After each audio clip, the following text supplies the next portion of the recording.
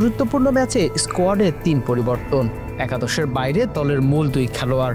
বেশিরভাগ সময় বল করলেন পার্ট টাইম বোলাররা, এতে যদি প্রতিপক্ষকে কিছু রান উপহার দেওয়া যায়। এরপর ওপেনিংয়ে পাঠানো হলো ৯ নম্বর ব্যাটারকে। এরপরও কোনো উইকেট না হারিয়ে দলীয় রান যখন ৩০, তখনই কোচের কাছে এলো কল, উইকেট পড়ছে না কেন। কোচের নিরুপায় স্বীকারোক্তি, নিচের দিক থেকে বোলার নামানো হয়েছে, উইকেট না গেলে আমি কি করব। ঘরোয়া লিগে ম্যাচ ফিক্সিংয়ের গন্ধ এসেছে অনেক আগেই, আছে অনেক অভিযোগ অনুযোগ। মাঝের সময়টাতে সেটি আড়ালে থাকলেও এবার এলো প্রকাশ্যে। ঘরোয়া টুর্নামেন্টে এবার প্রমাণ পাওয়া গেল ম্যাচ ফিক্সিংয়ের, সেটাও আবার একটি কিংবা দুটি ম্যাচে নয়, বেশ কয়েকটি ম্যাচে এমন ঘটনা দেখা গেছে। পিসিবি আয়োজিত মেঘনা ব্যাংক ঢাকা তৃতীয় বিভাগের খেলায় আলফা স্পোর্টিং ক্লাবের বিপক্ষে একাধিক ম্যাচে ম্যাচ ফিক্সিংয়ের প্রমাণ পাওয়া গেছে।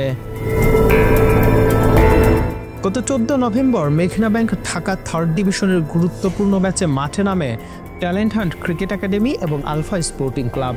এই ম্যাচের জয়ী দল সুপার লিগে খেলার সুযোগ পাবে।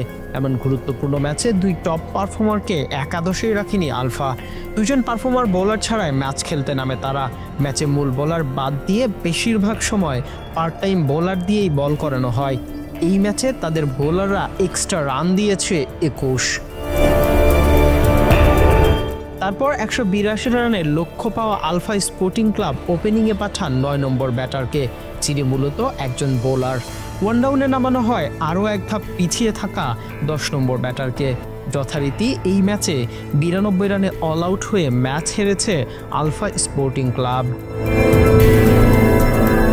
এর আগে নাকালপাড়ার বিপক্ষে এক ম্যাচে 50 ওভারে 87 রানের লক্ষ্যে ব্যাট করতে নেমে 64 রানে 4 উইকেট থেকে অদ্ভুতভাবে 29 ওভারে অল আউট হয়ে যায় 84 রানে। সেই ম্যাচ থেকে ফিক্সিংয়ের সন্দেহ তৈরি হয়, যেটা গত ম্যাচে এসে প্রমাণ হয়। বিসিবি থেকে আকসুর একজন প্রতিনিধি সেই ম্যাচে উপস্থিত ছিলেন। এখন দেখার বিষয় বিসিবি এটার বিরুদ্ধে কী ধরনের ব্যবস্থা গ্রহণ করেন। তবে এমন ঘটনা অস্বীকার করেছেন দলটির coach Tariqul Islam. Sports Mirror news desk.